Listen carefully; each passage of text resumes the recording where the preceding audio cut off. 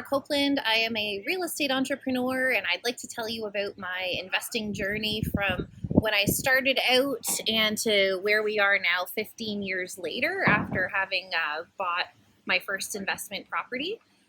So I did start investing back in 2007, and at that point in time, I had come home from university, I had a ton of debt, and I was living in my parents' garage. And so I decided I wanted to buy a house. I didn't want to be a renter again. And essentially the lady at the bank said, yeah, you've got a great income, but you have a lot of student debt. So in order to be able to qualify for a mortgage, you need more income. So you either need a spouse or perhaps a property that has income associated with it. And so I started my journey with a duplex, and I thought, that's a good place to start. So I bought the crappiest duplex I almost to this day have still ever seen. At that point, I didn't really know anything about investing, and it was just a means of me getting into home ownership. And this place, I paid 142 grand for this really dumpy duplex.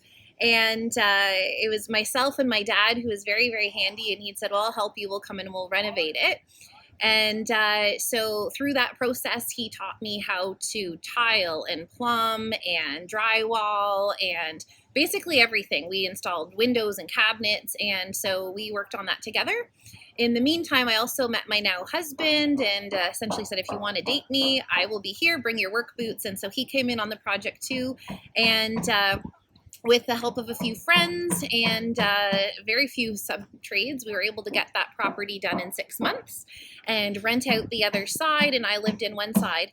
And the really interesting thing for me is when I went to refinance it 6 months later, I was able to pay off my entire amount of student debt and additional debts that I had to the tune of about $72,000.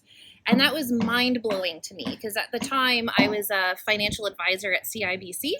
And those kind of returns you just don't often see in bank investments. So I thought, wow, well, we need to do this again. So it kind of started from there on a hobby sort of part-time basis. The following year, my boyfriend, my now husband, and we bought another property. And this time we had gained the skills. We did a lot of the work ourselves, put in a ton of sweat equity. And like our days basically went from working our 8 to 5 jobs, getting Wendy's on the way to the property, and renovating until about midnight, 1 o'clock, going to sleep and doing it all over again. So for that period of our lives, we had no social lives, and we spent a lot of time getting dirty and getting things done. But again, we refinanced that property, had enough money for a down payment on a house.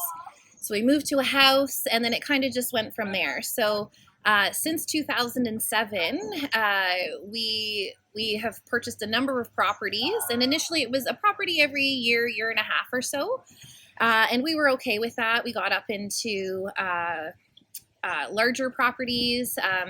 My daughter was born in 2012, and she had some health considerations, and so we had essentially 26 trips to sick kids in 3 months, and that really made me believe that I couldn't go back to a full-time job and be able to spend the time that I wanted to with my daughter. And so I decided to quit my job as a financial advisor at CIBC, and I just needed to supplement my income. So to do that, we bought a fourplex that cash flowed half of my income, and I started a property management company to supplement the other half. And so Tag Property Management was born, and I started managing for other investors as well.